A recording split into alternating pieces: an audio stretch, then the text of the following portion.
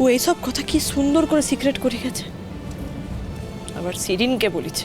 সিরিনকে তার মানে ওর মনে কত প্যাচ একবার ভাবুন দেখিনি। ডিভোর্স খান আমি ফাইল করেছিল, ও এটাই মেনে নিতে পারছিল যে আমি উর থেকে মুক্তি নিয়ে চলে যেতে চেয়েছি। বিয়েটা তো হয়েছিল দুম করে, আর তারপর থেকে ওর কাছ থেকে এই বউয়ের সম্মান স্বীকৃতি সব সেধে সেধে গেছি। আর ও না কচু করে এগুলো ঠেকাই গেছে। এবার আমি ওকে সরাই দিয়েছি, ওটা মেনে নিতে লাগছে। রুকু, তোরা একটু বাইরে যা তো। অনিরুদ্ধ, তুমিও যাও, দেখো তো রায়ন কোথায়।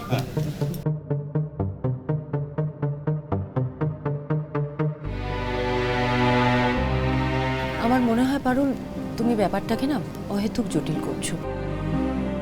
রায়ন কিন্তু ওরকম ছেলে নয়, বিশ্বাস করো। ওর মধ্যে ওই ইগো টিগো এই ব্যাপারগুলো একেবারে নেই। ও তোমাকে সত্যি ভালোবাসে পারুল। তাহলে ও বলছে না কেন? বলতে চায় কিন্তু বলতে পারছে না। কেন? ওই যে তোর দাদুর ধাত পেয়েছে, সব কিছুতে তোর সমকক্ষ হতে চায়। নামে যশে কাজে খ্যাতিতে যতক্ষণ না তোর সমকক্ষ হতে পারছে ততক্ষণ তো ওর মনের ভালোবাসার কথাটা তোকে বলতে পারছে না মা। এটা রায়ন তোমাদেরকে বলেছে? তা কোনোদিন বলে, কিন্তু আমি বুঝতে পেরেছি। কবে বুঝতে পেরেছি জানিস? যেদিন ওর স্বয়ংবর নাটকটা আমি দেখেছিলাম। পারুল দিদি, বুকে বাজে রে, বুকে বাজে। এটা ছেলে মেয়ের ব্যাপার নয়। দেখ, ইউনিভার্সিটিতে হোক কিংবা কাজের ব্যাপারে তুই তো সব সময় রায়নের থেকে এগিয়ে। এবার ভেবে দেখ, তোর আর রায়নের জায়গাটা যদি পাল্টাপাল্টি হয়ে যেত, তাহলে তোর মনে হতো না যে রায়ন সেরা, ওর পাশে সেরা মেয়েটাকেই মানা? না না, আমি তো দ্বিতীয়। আমিও যদি কোনো জায়গায় সেরা হতাম, তাহলে তো আমরা দুজনে আদর্শ দম্পতি হতে পারতাম। বুকে বাজে, বুকে বাজে রে পারুল দিদি, বুকে বাজে ব্যথাটা। দাদু বুকে বাইশ লাই।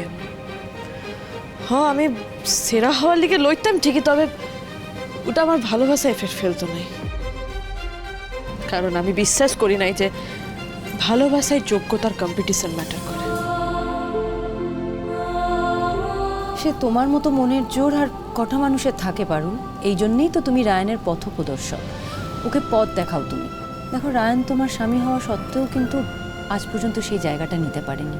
জানোই তো পারুল, রায়ন ওই চেহারাতেই বড় হয়েছে। মনে মনে ও একেবারে ছেলে মানুষ। ওকে ধরে ধরে জীবনের পথে এগিয়ে নিয়ে যেতে হয়। না না পিসিবনি, আপনার ভাইপোন অতটাও ছানা লয়। আপনারা হয়তো অজিউম টাজিউম এসব করে ওর মনের কথাটা বুঝতে পেরেছেন, ওর যোগ্যতার ব্যাপারটাও বুঝতে পেরেছেন। তবে আপনারা একবার ভাবুন দেখিনি, ও এইসব কথা কি সুন্দর করে সিক্রেট করে গেছে। আবার সিরিনকে বলেছে। সিরিনকে তার মানে ওর মনে কত প্যাচ একবার ভাবুন দেখিনি। আচ্ছা, আমাকে একটা কথা বলো, আমরা এখন শিরিনকে নিয়ে আলোচনা করব কি? শিরিন কেমন মেয়ে তুমি জানো না? ওর কথা ছাড়ো তো।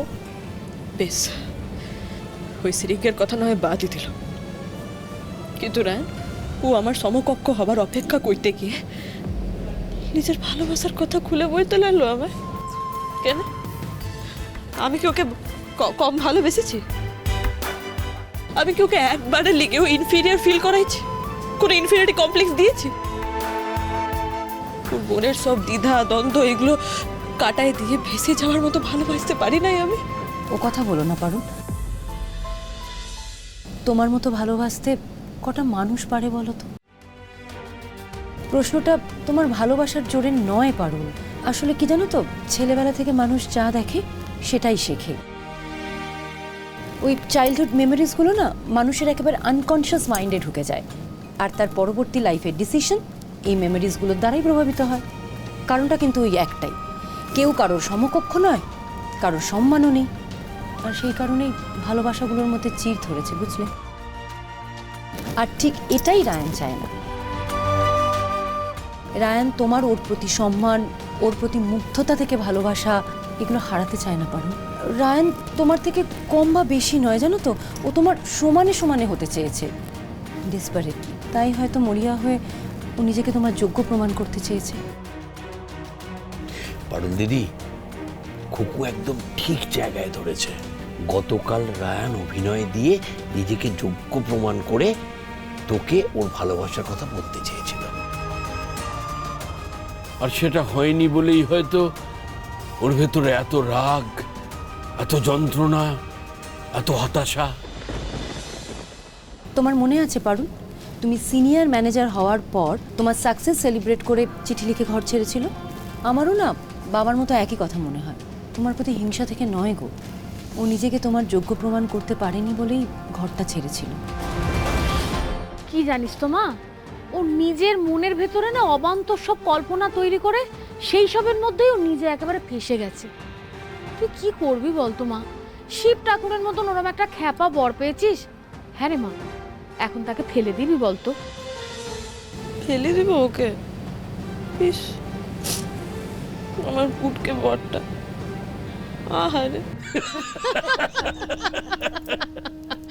সত্যি আহারে। আরে ছেলে মানুষ হলে কি হবে, জেদি তো। কত চেষ্টা করলাম ওর পেট থেকে কথা বের করতে, পারলাম। সত্য বচন সিদ্ধি খাওয়ালাম, তোর নকল ডিভোর্স করানোর চেষ্টা করলাম, তোর নকল বিয়ে দেওয়ারও চেষ্টা করলাম। কই কিছু হলো? কোনোভাবেই ওকে ভাঙতে পারলাম না। যদি যদি আপনাদের কথাটাই ঠিক হয়ে থাকে, যদিও আমাকেই ভালোবেসে থাকে, তাইলে লাজানি কত কষ্ট পেয়েছে বেটাটা লয়। যাবেন না।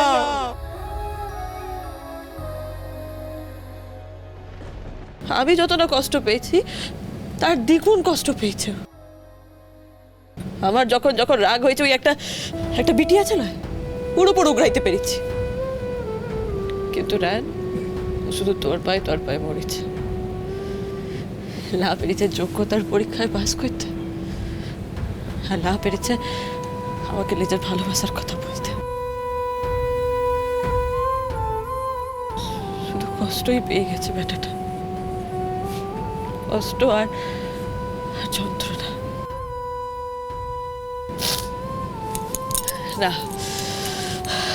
আর আমি অপেক্ষা করবো না। ও কবে ওর এই যোগ্যতার সার্টিফিকেট পাবে, কবে নিজের মনের কথাটা বলতে পেরে হালকা হবে, এর অপেক্ষা করে করে আমি ওকে আর কষ্ট পেতে দিব নাই। এবারে আমি এমন কল করব না যাতে ওর নিজের মনের কথা বলতে আমাকে বাধ্য হয়। যদি তোমাদের কথাই মিলে যায়, তবে ওই যন্ত্রণা থেকে মুক্তি পেয়ে যাবে। আর যদি সত্যি অন্য আরেকটা বিটি থেকে থাকে, তাহলে কি করব পরে ভাবব।